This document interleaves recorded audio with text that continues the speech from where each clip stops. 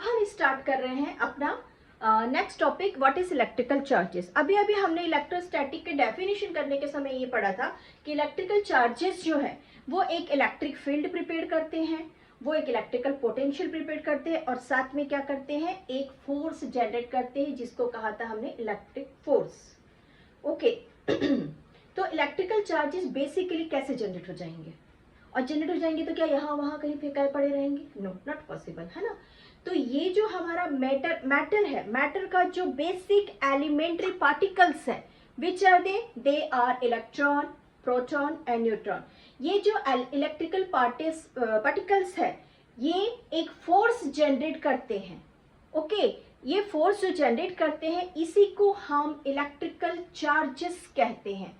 और electrical charges एक basic property है किसी एलिमेंट्री पार्टिकल्स की, जिसकी वजह से इलेक्ट्रिकल फोर्स जनरेट होता है। This is our first property of electrical charges.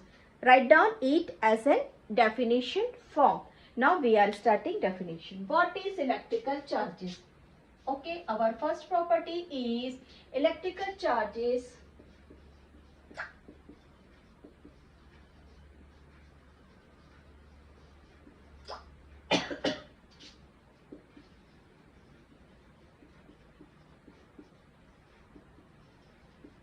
electrical charges is an intrinsic property intrinsic, और आप बाजू में उसे बेसिक ले सकते हैं, basic. Okay property of elementary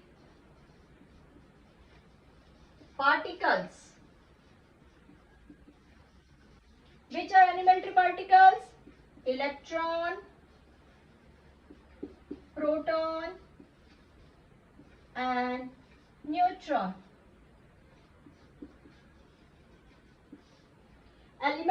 Electrical charges is an intrinsic property of elementary particles of matter which gives rise to electric force between what? Between the various object. ये हमारा इलेक्ट्रिकल चार्ज की first property है। क्या है? ये एक force generate करता है दो ऑब्जेक्ट के बीच में। Now our second property, what is electrical charges की सेकंड प्रॉपर्टी? आप लोग गेस कर सकते हैं। अभी मैंने कहा इलेक्ट्रॉन यहाँ भाग रहा था, प्रोटॉन वहां भाग रहा था, क्या उसका कोई डायरेक्शन था कि ये वाला इलेक्ट्रॉन नॉर्थ में जाएगा, वो वाला इलेक्ट्रॉन या वो वाला प्रोटॉन साउथ में जाएगा? नहीं। चार्जेस, इस वक्त हम चार्जेस की बात कर रहे हैं, चार्जेस के कोई डायरेक्शन नहीं है।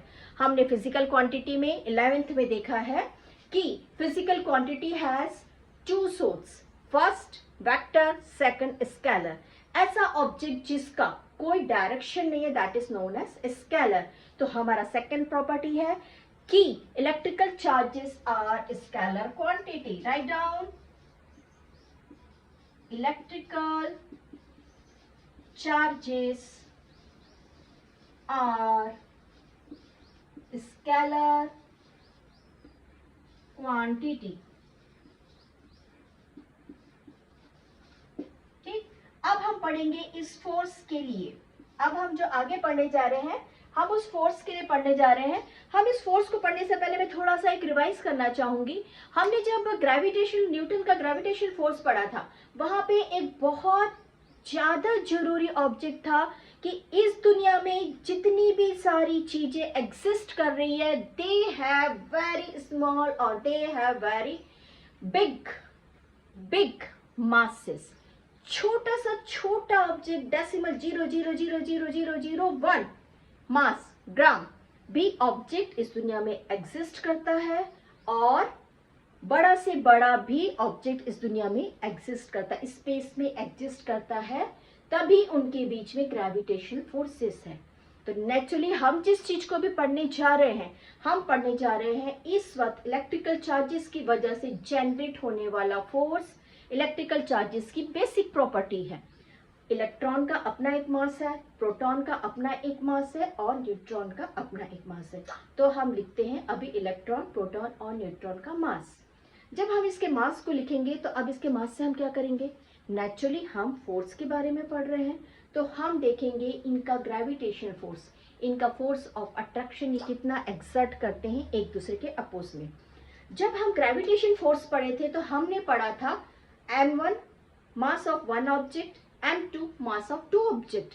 बट अभी जब हम पढ़ रहे हैं, क्या पढ़ रहे हैं, charge of one object, charge of second object.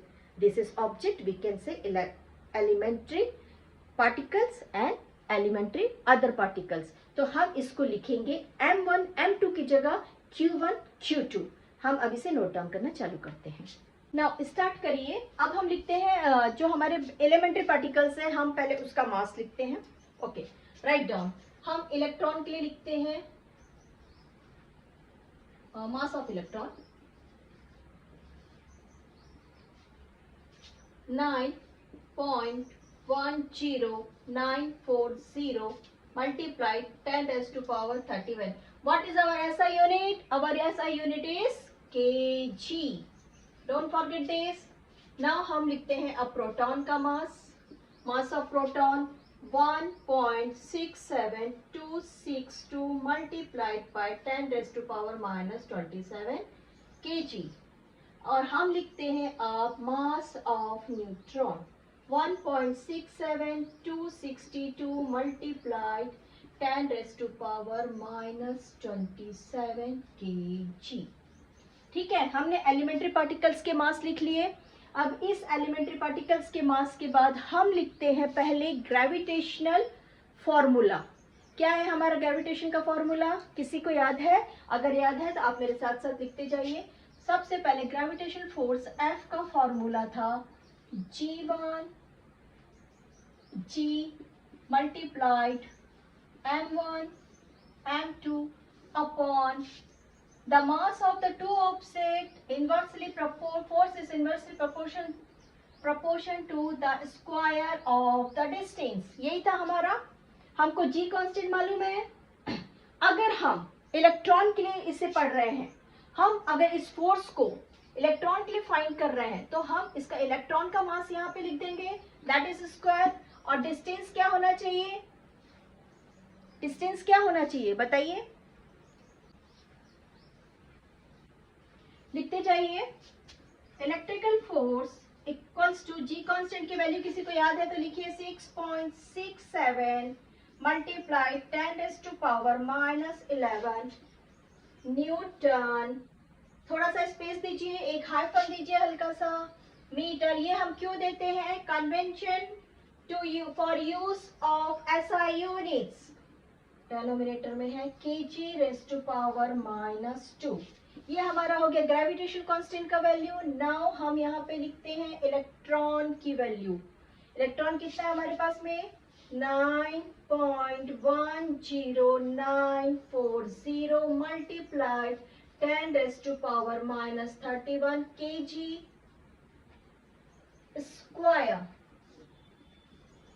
क्योंकि यहाँ पे हम दो पार्टिकल्स यूज कर रहे हैं इसलिए स्क्वायर। और यहाँ पे हमारा डिस्टेंस है 10⁻⁻² मीटर का स्क्वायर। ओके, जब इसको हम सारी प्रॉब्लम्स को सॉल्व करते हैं तो उसकी वैल्यू आती है F equals to, it is 5.5 multiplied 10⁻⁻67। हम फोर्स फाउंड कर रहे हैं, फोर्स का यूनिट है न्यूटन। ओके, अब एक चीज और, यहाँ पे हमने ये जो फोर्स फाइंड किया है ये हमने दो एलिमेंट्री ऑब्जेक्ट्स का फाइंड किया है, दो एलिमेंट्री पार्टिकल्स का फाइंड किया है। तो नेचुरली ये क्या हो जाएगा बेटा, अगर बच्चों जब अगर हम किसी एक का फाउंड करने जाएंगे, जब हम किसी एक का फाइंड करने जाएंगे तो ये क्या हो जाएगा, इसका हाफ हो जाएगा। It means F equals to 2.3 multiplied 10⁻⁻23 newton. ये किसी एक पार्टिकल पर एक्सिस्ट फोर्स है जिसको हम इलेक्ट्रिक फोर्स बोलते हैं। इस इलेक्ट्रिकल फोर्स से एक अभी हम इलेक्ट्रॉन का पढ़ रहे हैं, तो एक इलेक्ट्रॉन दूसरे इलेक्ट्रॉन को अट्रैक्ट करने के लिए इस फोर्स को यूज करेगा। और in force applied for proton, proton भी एक दूसरे को एग्जिस्ट करेंगे, एक दूसरे को अट्रैक्ट करेंगे, एक दूसरे को रिपेल करेंगे, बट क्योंकि न्यूट्रॉन में कोई चार्जेस नहीं है, इसलिए न्यूट्रॉन किसी भी अपने सेम पार्टिकल्स को ना अट्रैक्ट करेगा ना रिपेल करेगा। ओके, इसके बाद हम करते हैं इसकी fourth characteristic feature. Fifth property, इसको हम क्वेश्चन फॉर्म में कर लेते हैं। मैंने इसे आप लोगों के लिए पहले से लिख दिया है क्योंकि ये सिर्फ कैरेक्टरिस्टिक फीचर्स है, इसमें कोई न्यूमेरिकल नहीं है, इसे सिंपली आपको जानना है, एक्सप्लेन करना है, लेकिन हम इसे क्वेश्चन फॉर्म में करते हैं। Explain the kind of charges, हमको चार्जेस के प्रकार बताना है, ये हमारी फिफ्थ प्रॉपर्टी है। ओके, हमारे पास कितने चार्जेस हैं, एक पॉजिटिव एक नेगेटिव और न्यूट्रॉन्स में न्यूट्रल प्रॉपर्टीज। हम न्यूट्रॉन को भी डिस्कस नहीं करेंगे, हम अभी पॉजिटिव और नेगेटिव चार्जेस को डिस्कस करेंगे। हमारे पास जो नेगेटिव चार्जेस है वो है इलेक्ट्रॉन कैरीज नेगेटिव चार्जेस और प्रोटॉन जो है पॉजिटिव चार्जेस है। ओके, हमने देख लिया इलेक्ट्रॉन और negative and proton is positive. इसके पहले हमने थर्ड पॉइंट में ये रीड किया था कि इलेक्ट्रॉन और प्रोटॉन को अगर हम 1 सेंटीमीटर की डिस्टेंस में रख देते हैं, प्रोटॉन और इलेक्ट्रॉन को अगर हम 1 सेंटीमीटर की डिस्टेंस में रख देते हैं, हमने क्या अप्लाई किया था वहां पे, हमने एक फोर्स अप्लाई किया था ग्रेविटेशनल कांस्टेंट के साथ में m1 mass m2 mass upon the distance between square of their distance. Okay, तो हमने जब इसको अप्लाई किया था तो हमको वहां पर एक मिला था फोर्स, इलेक्ट्रिकल फोर्स मिला था। अब हम ये जान रहे हैं कि इलेक्ट्रॉन और प्रोटॉन्स में अगर 2 इलेक्ट्रॉन है या 2 प्रोटॉन है तो वो एक दूसरे को इस फोर्स से अट्रैक्ट करती है। ये आपका second characteristic feature explain the kind of charges में। ठीक है, चार्जेस के बारे में हम बात कर रहे हैं, इनके बीच में अट्रैक्शन फोर्स होता है। अब इसके बाद हम नेक्स्ट पढ़ रहे हैं, electron and proton have same strength. As usual हमने देखा ये इस फोर्स से अट्रैक्ट कर रहे हैं, दोनों की स्ट्रेंथ ये है, दोनों के बीच में स्ट्रेंथ सेम है, बट दोनों का नेचर अलग है। ये नेगेटिव नेचर का है, ये पॉजिटिव नेचर का है। अगर हम इलेक्ट्रॉन चार्ज को और प्रोटॉन चार्ज को किसी एक फिक्स्ड वॉल्यूम में पैक कर देते हैं, अगर हम किसी फिक्स्ड वॉल्यूम में पैक कर देंगे, इट मीन्स हमको ये पता है कि वहां पे कोई फ्री इलेक्ट्रॉन प्रोटॉन, हमको कुछ भी फ्री इलेक्ट्रॉन्स नहीं मिल रहा है। ओके, जब हमको फ्री इलेक्ट्रॉन्स मिलेगा नहीं तो चार्ज नहीं आएगा। इट मीन्स उस कंडीशन में उनके बीच में कोई अट्रैक्शन और रिपल्शन नहीं मिलेगा। In which condition, in fixed volume. Okay, our last point है charge on electron is negative. Charge on electron is present by negative, but ये नेगेटिव जरूर है, इसका मीनिंग ये नहीं है कि ये प्रोटॉन से कम है, दे आर इक्वल। ओके, ये हमारा था characteristics of positive and negative charges के कैरेक्टरिस्टिक्स। अब हम करेंगे sixth point. Okay, sixth point,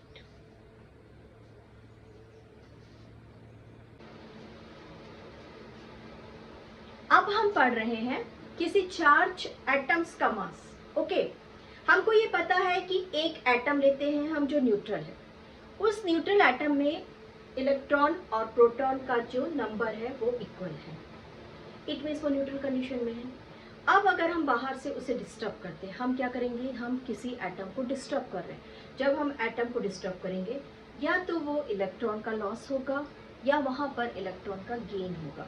अगर इलेक्ट्रॉन का लॉस होता है तो वो एटम जो है charge particle, positively charge particle बन जाएगा, और अगर वो गेन करता है तो नेगेटिवली चार्ज पार्टिकल्स बन जाएगा। इस कंडीशन में क्या होता है कि अगर उसने अपना इलेक्ट्रॉन दे दिया माने उसके पास कम हो गया, इट मीन्स न्यू मास जो है वो कम हो जाएगा कंपैरेटिवली न्यूट्रल एटम के। और अगर वो इलेक्ट्रॉन गेन करता है तो उसका जो न्यू मास है वो उसके न्यूट्रल एटम के मास से ज्यादा होगा। तो इसे आप पॉइंट्स में नोट करिए। मैंने आप लोग को शुरू से ये बताया है कि मैं आप लोग को क्वेश्चन आंसर के फॉर्म में कराऊंगी। अभी हम जो पढ़ रहे हैं वो है इलेक्ट्रिकल चार्जेस के मास के लिए पढ़ रहे हैं कि उसके मास कम और ज्यादा कैसे होंगे। हमारा क्वेश्चन है how the mass changes when an atom is charge. First point, every atom is electrically neutral containing electron and proton equally। किसी भी एटम में इलेक्ट्रॉन और proton, number of electron and proton equal है, और जब उसे हम बाहर से डिस्टर्ब करते हैं बाय डिस्टर्बिंग दिस न्यूट्रलिटी, हम इसके न्यूट्रलिटी को जब डिस्टर्ब करते हैं तो वो इलेक्ट्रॉन का लॉस करता है। इलेक्ट्रॉन का लॉस करने पर वो पॉजिटिव चार्ज हो जाता है। उस कंडीशन में नेचुरली इलेक्ट्रॉन कम हो गया, इट मीन्स प्रोटॉन की संख्या बढ़ गई, और अगर वो इलेक्ट्रॉन गेन करता है तो नेचुरली इलेक्ट्रॉन की संख्या बढ़ गई और प्रोटॉन्स की संख्या कम हो गई। उस समय when we charge particle its mass also change। इस कंडीशन में इसके मास भी चेंज हो जाते हैं। अब देखिए हमारे पास जो एटम है जब वो न्यूट्रल है तो हम उसको m से लिख देते हैं, हम इसे कैपिटल M लिख लेते हैं। ओके, जैसे ही इसके इलेक्ट्रॉन बाहर निकल जाते हैं नेचुरली न्यू मास जो है वो ओल्ड मास से कम रहेगा, और जब वो इलेक्ट्रॉन गेन करता है तो न्यू मास जो है वो उसके ओल्ड मास से ज्यादा होगा। ओके, इसके बाद हमारा नेक्स्ट राइट डाउन। हमारा नेक्स्ट पॉइंट है charges with the same electrical sign. हम क्या पढ़ रहे हैं, हम अभी पढ़ रहे हैं प्रॉपर्टीज ऑफ चार्जेस। जब सेम इलेक्ट्रिकल साइन रहेगा तो ये आपस में एक दूसरे का विरोध करेंगे, और जब अपोजिट साइन रहेगा तो ये एक दूसरे को अट्रैक्ट करेंगे। ये हमारा एक कैरेक्टरिस्टिक फीचर हुआ। हम क्या पढ़ रहे हैं, पॉजिटिव और नेगेटिव चार्जेस के लिए पढ़ रहे हैं। अगर सेम चार्जेस है तो रिपेल करेंगे, अपोजिट चार्जेस है तो अट्रैक्ट करेंगे। अब हम नेक्स्ट पढ़ रहे हैं ये चार्जेस क्या करते हैं। मैंने आप लोग को शुरुआत में जब इलेक्ट्रोस्टैटिक का डेफिनेशन बताया था तब बताया था कि चार्जेस क्या करते हैं, अपने चारों तरफ एक सराउंडिंग्स तैयार करते हैं। ठीक है, वो सराउंडिंग्स कौन कौन से हो सकते हैं, वो सराउंडिंग्स है electric charges produce electric field है, सेकेंड है मैग्नेटिक फील्ड है, और थर्ड है इलेक्ट्रोमैग्नेटिक फील्ड। ये सारी चीजें हम अब आगे लेसन्स में पढ़ेंगे। नाउ अब हम पढ़ रहे हैं पॉइंट चार्ज। पॉइंट चार्ज क्या होता है कि अभी जब हम ग्रेविटेशन पढ़ रहे थे, force of gravitation, force of electrical charges पढ़ रहे थे, उस समय पे हमने लिया था चार्जेस और उसके बीच में डिस्टेंस का स्क्वायर। अगर हमारा पॉइंट चार्ज, अगर हमारा चार्ज इस डिस्टेंस से छोटा है किसी स्पेस पे तो उसे हम पॉइंट चार्ज बोलेंगे। वंस अगेन, अगर हमारे चार्जेस, यहाँ पे हमने मास यूज किया, जब हम कूलम्ब चालू करेंगे तो ये हो जाएगा Q1 एंड Q2। अगर हमारे चार्जेस डिफरेंसेस से भी छोटे हैं, नेग्लिजिबल है, ठीक है, कंपेयर टू दिस डिफरेंस, तो उस कंडीशन में हमारे चार्ज को बोला जाएगा point charge. Now write down the definition. Point charge is defined as a charge of object whose size is negligible compared to the distance between other charges is concentrated as a single point in the space। This is point charge। इसको आगे हम use करेंगे, इस word को आगे हम use करेंगे। इसका डेफिनेशन भी है एनसीईआरटी में, आप इसे नोट डाउन करिए। ओके,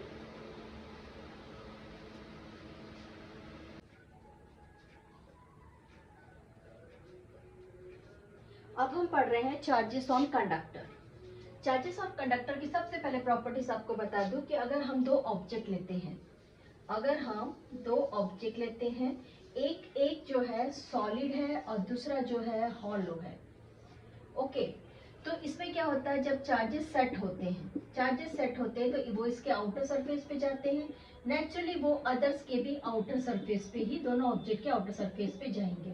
अगर इन दोनों ऑब्जेक्ट का रेडियस सेम है, तो जो चार्जेस है वो दोनों में इवनली और इक्वली डिस्ट्रीब्यूटेड होंगे। हॉलो सरफेस वाले में कम जाएगा या सॉलिड वाले में ज्यादा जाएगा? नो, दिस इज नॉट, क्योंकि चार्जेस हमेशा आउटर सरफेस पर ही स्प्रेड होंगे, ओके, और वो वहीं पे जाके सेट होंगे। Our first point, charges given to conductor always resides entirely on its surface with the electrical field inside the conductors being zero। और इसके अंदर कंडक्टर्स के अंदर चार्जेस हमेशा जीरो रहेंगे। नेचुरली सॉलिड के अंदर भी चार्जेस जीरो है, हॉलो सरफेस में भी जीरो है। इट मीन्स दोनों में चार्जेस हमेशा इवनली डिस्ट्रीब्यूट होंगे। That is why the both solid and hollow conductors sphere of same outer radius will hold maximum equal charges। Okay, अब हम next point ले रहे हैं। It is maximum where radius of curvature is minimum। हमारे पास अगर कोई ऐसा object है, सपोज यहाँ पे रेडियस इसकी r है और ये यहाँ पे थोड़ा सा कर्वेचर ले लेता है, ठीक है, यहाँ पे थोड़ा सा कर्वेचर ले लेता है, तो यहाँ पे जो चार्जेस है, जहाँ पे कर्वेचर निकला हुआ है वहां पर सबसे ज्यादा सेट होंगे। Okay, it is maximum, charges सबसे ज्यादा कहाँ रहेंगे? Where the radius of curvature is minimum and vice versa. क्यों ऐसा होगा ये हम आगे पढ़ने वाले हैं। Sigma is inversely proportion to its radius. Sigma means charges, that is why, इसलिए charges leak from the point. इसीलिए सबसे ज्यादा डेंसिटी वाला एरिया जो रहेगा वो मिनिमम कर्वेचर वाला रहेगा और वहां से चार्जेस लीक हो जाएंगे। चार्जेस ट्रांसफरेबल है, इसके बाद वाला पॉइंट हम कर लेते हैं। एक बॉडी से दूसरे बॉडी में चार्जेस इवनली ट्रांसफर होते हैं। हमारा थर्ड पॉइंट है, अगर चार्जेस किसी फ्लैट सरफेस पे जाता है तो वो इवनली डिस्ट्रीब्यूट होगा, और अगर वो किसी इरेगुलर सरफेस पे डिस्ट्रीब्यूट जाता है तो वो अनइवनली डिस्ट्रीब्यूट होगा। That is third point. Charges on uniform surface distributes uniformly and on irregular surface its density is not uniform। Write down। अभी हम पढ़ रहे हैं डिस्ट्रीब्यूशन ऑफ चार्जेस। मैंने अभी आपको बताया कि डिस्ट्रीब्यूशन जो है हमेशा आउटर सरफेस पे होता है, ठीक है, ये तो एक कॉमन प्रोसेस था। अब ये किस तरीके से होता है ये देखते हैं। कोई भी एक पार्टिकल्स है, अगर उसको सिर्फ एक पिन पॉइंट पर ही डिस्ट्रीब्यूट होना है, एक सिंगल चार्ज ही डिस्क्रिट होना है, उस जगह पे जाना है, तो वो किस तरीके का रहेगा, इसके लिए हम दो कैटेगरीज में डिवाइड करते हैं। सबसे पहले चार्ज एक स्पॉट पे गया, वहां पे रुक गया, देन थ्रोली वो आगे नहीं गया, फिर देन एक नेक्स्ट स्पॉट पे गया, वहां पे रुक गया, यानी कि वो इवनली और अनइवनली से बाहर सिर्फ एक स्पॉट पर ही, पर्टिकुलर किसी एक स्पॉट पे चार्ज स्प्रेड हुआ। That is the first type. Second type, अब चार्जेस जो है थॉरोली स्प्रेड हो रहा है, इसको हम 3 कैटेगरीज में रीड करेंगे। हम इसे 3 कैटेगरीज में, इसलिए हम इसको 2 सेक्शन में पढ़ते हैं। पहला हम पढ़ेंगे एक छोटे से पार्ट पे, distribution of charges depends upon how electrical charges are arranged on spread out. ये हम अभी पढ़ने जा रहे हैं, ये हमारा टॉपिक है। नाउ अब हम ये पढ़ रहे हैं, फर्स्ट पॉइंट क्या है, discrete distribution of charges. Discrete का मीन्स है पर्टिकुलर इस पॉइंट पे चार्जेस गया और इसके बाद ये थॉरोली आगे नहीं बढ़ा, फिर उसके बाद Q2 पॉइंट पे गया है, फिर आगे नहीं बढ़ा है, वो वहां पे चार्ज रुक गया, देन नेक्स्ट Q3 पे गया है या Q4 पे गया है, Q5 Q6 कहाँ तक के गया है। ये डिस्क्रीट डिस्ट्रीब्यूशन ऑफ चार्जेस है। इसका एक system consist of ultimate individual charges. कई बार क्या होता है, कोई एक सिस्टम में सिर्फ उसको इतने ही चार्ज की जरूरत होती है, आगे वो चार्जेस को थ्रो नहीं करता, आगे उस चार्ज को बढ़ाता नहीं। ये हमारा हो गया first type. Continuously distribution of charge, जो भी डिस्ट्रीब्यूशन कंटिन्यूअस हो रहा है, ये हमारा सेकंड कैटेगरी है। इसमें हम 3 टाइप्स को रीड करेंगे। फर्स्ट ऑफ ऑल हम रीड करेंगे कि चार्जेस किसी लाइन पर ही डिस्ट्रीब्यूट हो रहे हैं। अगर आपके पास ऐसी लंबी वायर है तो उस पर चार्ज कंटिन्यू स्प्रेड होता जाएगा। This is linear distribution. Okay, this is linear distribution. यहाँ पर इसका सरफेस क्या है, इसका सरफेस जो है वो एक पेरीमीटर के इक्वल है। इसका सरफेस क्या है, वो एक पेरीमीटर के इक्वल है। ओके, हम लीनियर चार्जेस सेपरेट क्यों किए हैं, सेपरेट क्यों, मैं 3 सेक्शंस में आप लोगों को पढ़ा रही हूँ, सेपरेट क्यों पढ़ा रही हूँ। यहाँ पर जो चार्जेस डिस्ट्रीब्यूट हो रहा है इसको हम सपोज टू भी मान सकते हैं पेरीमीटर। इसको हम आगे जब पढ़ेंगे विद फार्मूला एंड डायमेंशंस के साथ पढ़ेंगे। अभी सिर्फ हम चार्जेस की प्रॉपर्टीज को पर्टिकुलर रीड कर रहे हैं, क्योंकि यहाँ पर भी ब्रॉड करना है, आगे भी उसे पढ़ना है, तो उससे बेहतर है कि हम यहाँ पर इसको शॉर्ट फॉर्म में बस इतना देख लें कि किस तरीके से स्प्रेड हो रहा है।